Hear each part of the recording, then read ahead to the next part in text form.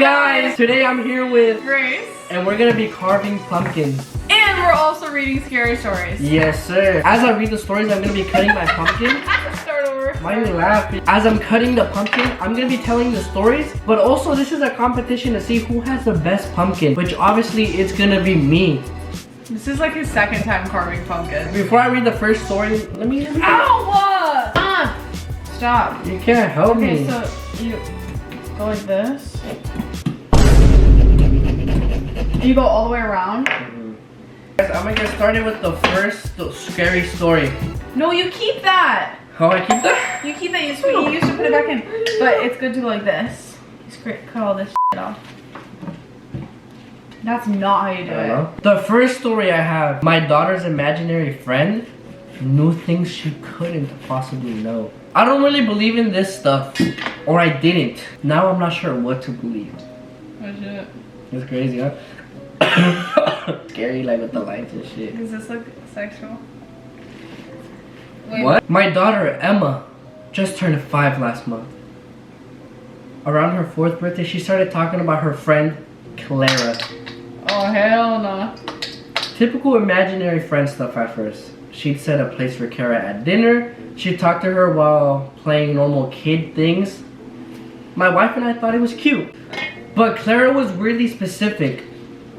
Emma said Clara was 7 years old, had long black hair, and wore an old-timey dress with flowers on it. Ew! Why is that ew? She sounds like a freak. Bro, she said Clara was sad because she missed her mom. About 2 months ago, things got strange. Oh no, Emma suddenly asked why we took down Clara's picture. Why the parents took it. Stop! I had no idea what she meant. She insisted there used to be a picture of Clara in the hallway upstairs. This can't be real. We lived in this house for 3 years and never taken down any pictures. This sucks. Then last month, my wife was going through some boxes in the attic looking for old baby clothes. She found a photo album that belonged to the previous owners. They left it by accident, I guess. Inside was a photo from 1982. A little girl, maybe 6 or 7, with long black hair wearing a floral dress.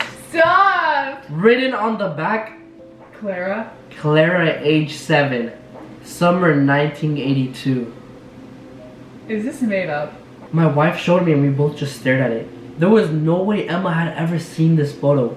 It was buried in a box under a bunch of other stuff in the far corner of the attic. Emma's never been up there.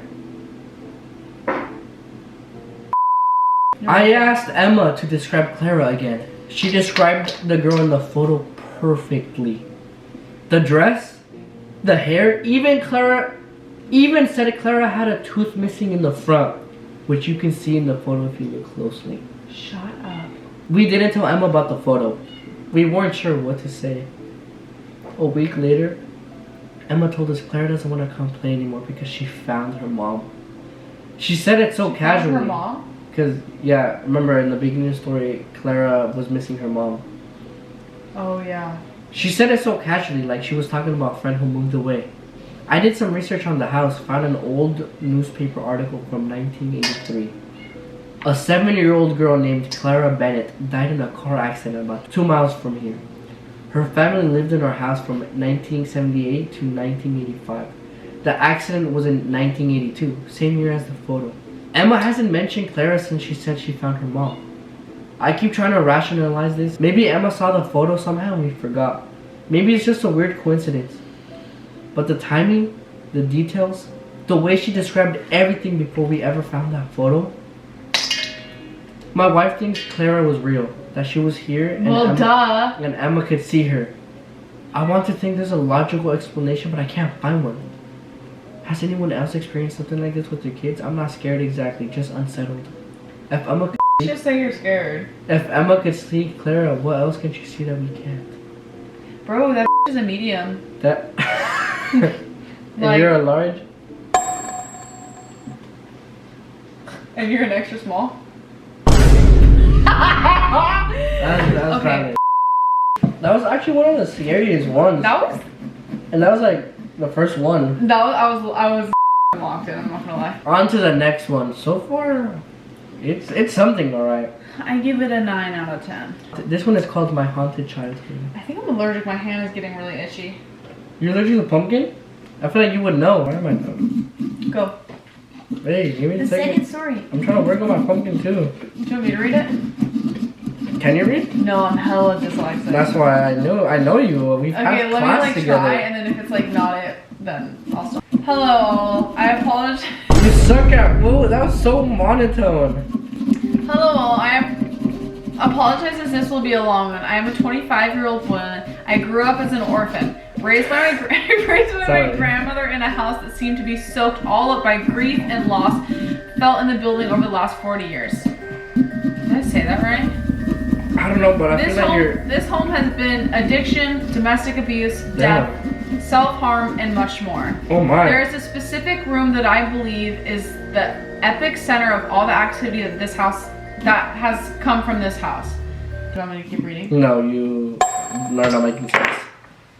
But she's not making sense, bro. She's not even like capitalizing her sentences. It was my childhood bedroom. My dad's bedroom. It once belonged to my uncle who died at 19. This room has been rented to plenty of people going through the lowest points in their lives. And you can feel it when you step into it even now. Oh, hell no. I was around 3 when I noticed the activity. It started 3? And Girl, bye. it started with the footsteps from the room sounding like a grown man pacing back and forth. My grandmother always told me just the house settling, but it was... That's creepy. What was that?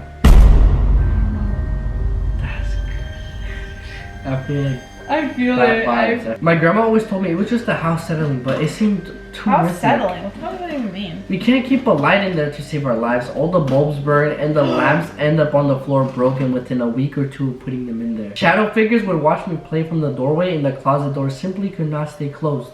Eventually, I would move my toy chest against the door to avoid waking up in the middle of the night to the door slowly creaking open. It was a nightly occurrence that would later be experienced by every single person to occupy that room. The activity was fairly minimal up until I entered middle school. It doesn't sound fucking minimal. For real, she's been saying... She's like, yeah, lamps were breaking, lights were flickering. That was the year my depression became suffocating. The activity would increase in frequency and slowly start up in other areas of the house as well. Doors slamming on their own. Voices of the dead being heard calling out to the grieving grandmother. What? The feelings of hands grasping your own or rubbing your back in a soothing way as you cry yourself to sleep. I grew up believing my dead relatives were still here with us, and it was a comfort. As a teenager entering high school, my belief changed. At first, I thought the thundering footsteps trampling down the stairs into the kitchen originating from that room belonged to my father or uncle. I recall that the same sound in the mornings as they would barrel downstairs for breakfast. This particular experience would happen regularly and plenty of people would hear it over the years. And yeah, maybe it was them. But I have a suspicion. Something or someone is mimicking the sounds from long ago as a trick, because the voices of the dead were no longer the only voices my grandmother was hearing calling out for her.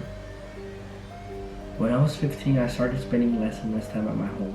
But my voice never seemed to leave with me, as my grandmother regularly heard me calling to her from the opposite side of the house. She would call for her grandma? Isn't that crazy? Like her grandma was in the house or her grandma was dead? The first moment she heard me calling out is when things changed completely. Light fixtures started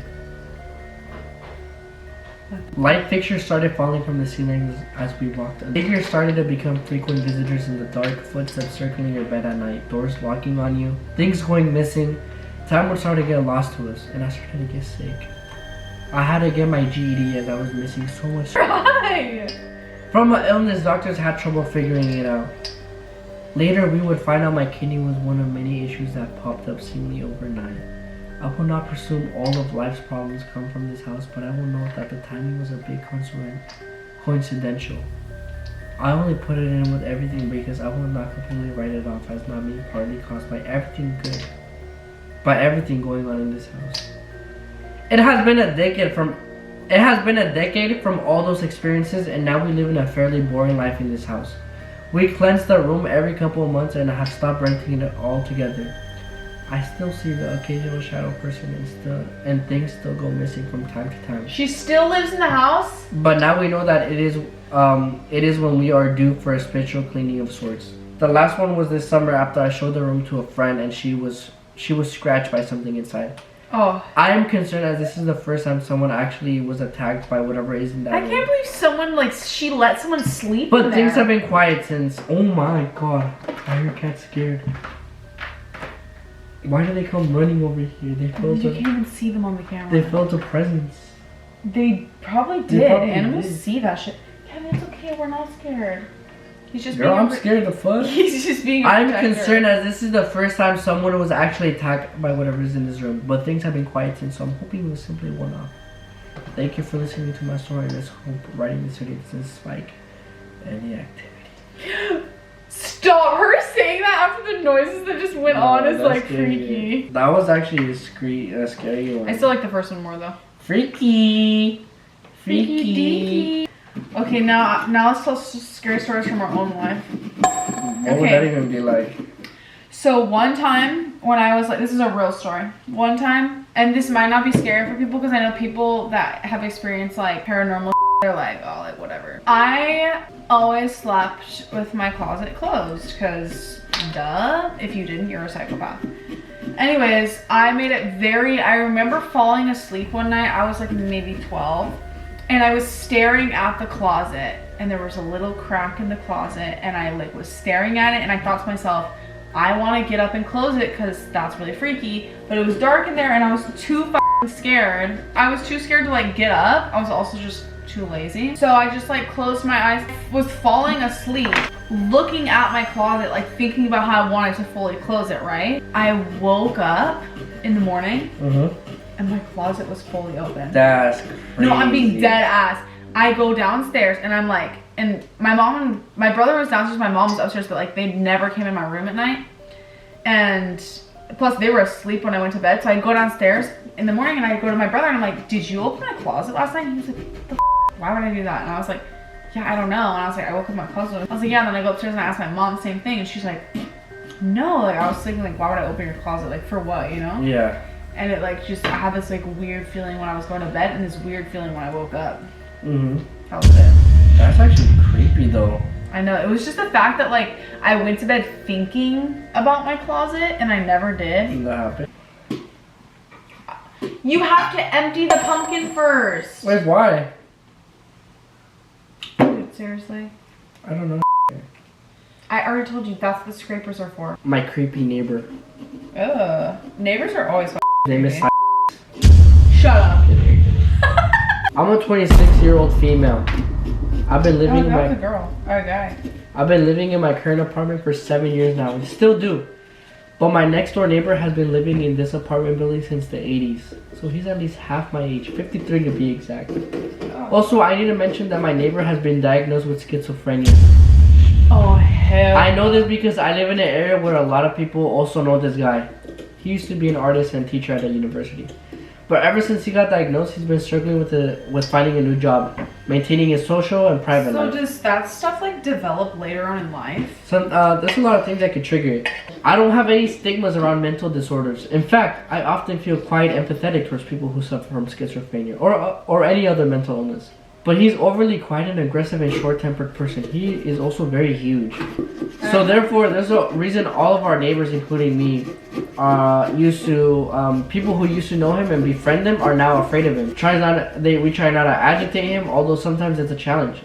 Since I've been living in my apartment, there have been multiple occasions where my next door neighbor has tried to strike up some kind of conversation with me. Mostly when he's in a manic state and soon to be hospitalized. So sometimes I don't see him for weeks, but sometimes he's ringing my house multiple times a day, always asking for some kind of flavors or just wanting to talk about some random topics. Oh, favors. Sure you don't want me to read? You want to read this next paragraph? Sure. Okay, so just the first. Oh, hell no. That paragraph was an essay. The first time this happened was about 6 or 5 years ago, about half a year after I started living in my apartment. The first time I talked to him was after me and my friend from university at that time were both walking to my apartment after a night out. We were both quite tipsy. And as we approached the doors of my apartment building, we both had a little bit of a struggle unlocking the code to get inside. because the lock system is quite old and glitchy. Suddenly, we both heard a man's voice saying something to us from behind. He said, "Hello girls, what are you doing?" Trying to sound all friendly. Although we both got startled by him approaching and getting close, super close to us, we both looked at each other and then at him, and I replied, "Hello. We were trying to get inside the building, but the code and lock is glitching." He looked at me for about 10 seconds, looking at me up and down while smirking. Mind you, I was 19 at the time, and it made me quite uncomfortable. Then he asked, Exactly. "Do you live here? Is your apartment number blank?" Brings up prom of all times. I got really uncomfortable after him asking me this question, but I Wait, really, what did he say? "Do you live here? Is your apartment number blank?" Like he said something, but she's blanking it. I got real uncomfortable after him asking me this question, but I really didn't know how to react, so I said, "Yes." Then he smiled back and asked, "Isn't your name blank?" Which is my name. Why is she acting that's so like scary though when they're neighbors? But he said his apartment number. But like yeah, they live in the same building. I guess. I looked at my friend and saw that she too felt really creeped out by this question. We both stayed silent for a while, and then he said, "Okay, girls, I'll help you open the door." He helped us. We got inside in the hallway, but it felt so unsettling because he literally saw us go into my apartment while unlocking his doors and going inside. Then one weekday morning, I woke up around 6 a.m. in my apartment because my doorbell was ringing. I lived there alone at the time. Since I don't have any peepholes on my door, I felt quite paranoid and scared to let anyone know I was home unless I was expecting someone to come over. The ringing stopped after a while. Since I felt quite scared and confused, why would someone ring my doorbell this early in the morning? I decided to wake up and get ready for the day. I only had to leave my house by 11. At around 9 a.m. my doorbell rang again. I pretended I'm not home. I had a feeling the person who was ringing my doorbell is somebody from my apartment building. Because otherwise, why would somebody wait 3 hours to ring my doorbell again?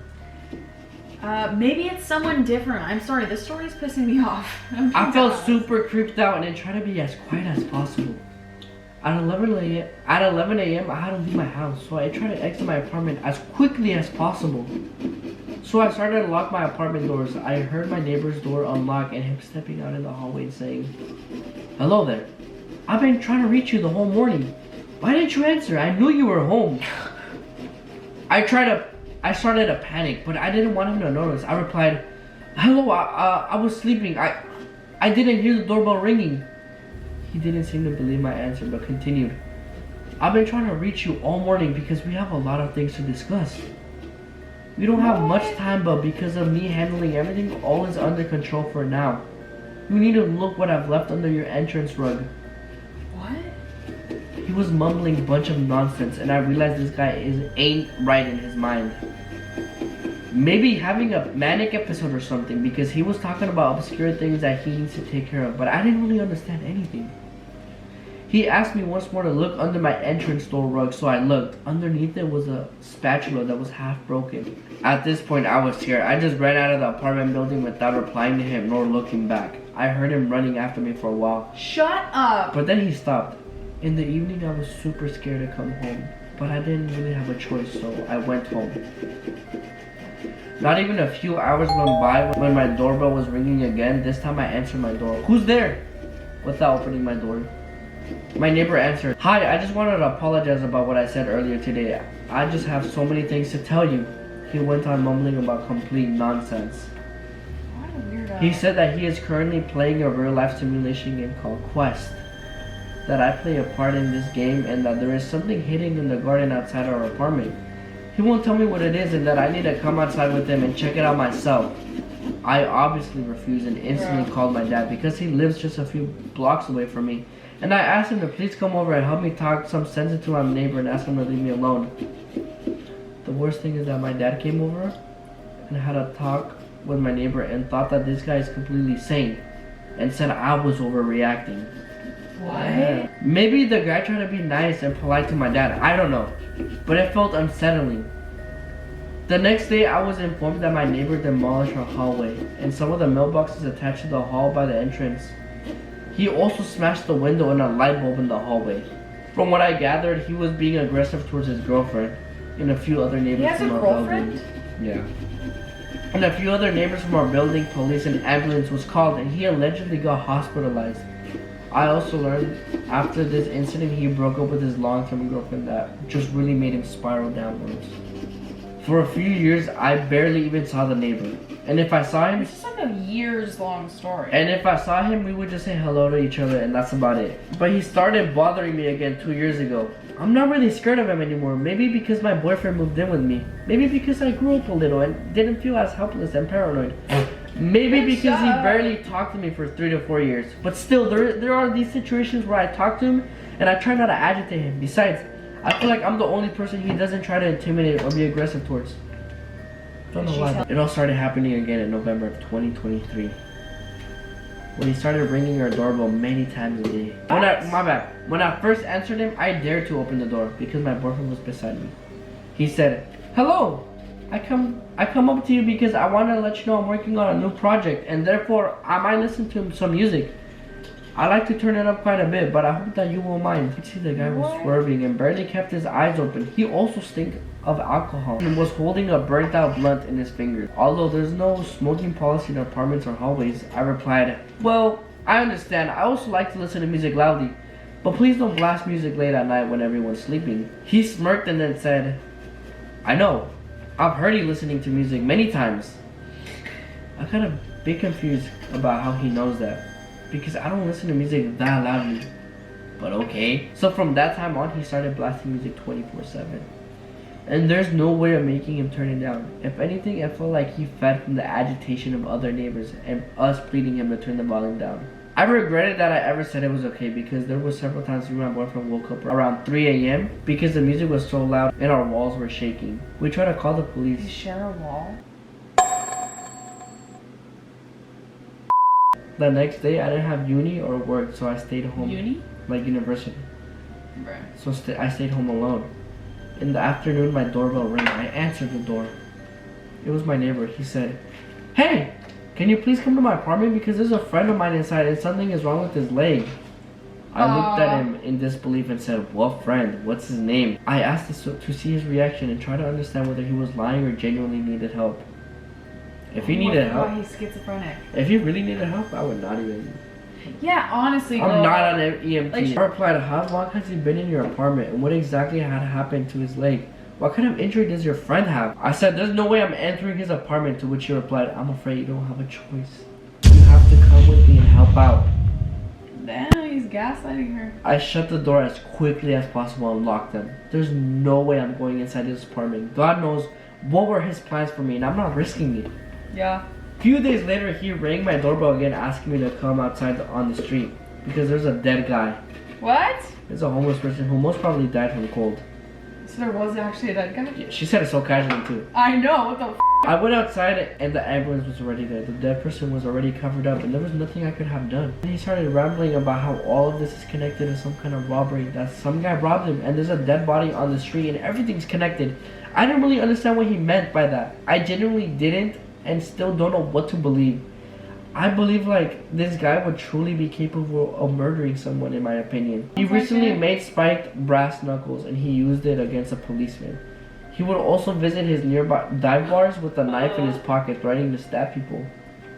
I mean, and this man's walking the streets? I mean, there are countless of situations I've had to endure with this neighbor, but I feel like this post is already getting too long. If anyone would like to hear more stories, let me know. That was where it ended? Bye. That's where it ended. That's where it ended. That's the last story. That was scary. Those were scary stories, guys. What do you guys think? I think that was like... I think the first one was the best one. Yeah, we started off strong. Honestly... Let me see your insides. How do I... Dude. Why'd you just flick it? Oh my... Alright guys, we finished our pumpkins. Now we're about to reveal it. I have the best Be so one. dead ass. Let us know in the comments. Who's this better? 3, 2, 1. We'll see. Oh! Dude, wait, mine is kind of crazy. Dude. Danny, be real. Mine looks good. Look at that. Alright guys, thank you so much for watching. Comment below who has the best pumpkin. It's obvious that it's me. Grace, thank you so much for being here. I appreciate you for letting me use your room. And guys, comment down if you want to see more videos with Grace. We could do a Thanksgiving video next. Why are you crying? Alright guys, peace out.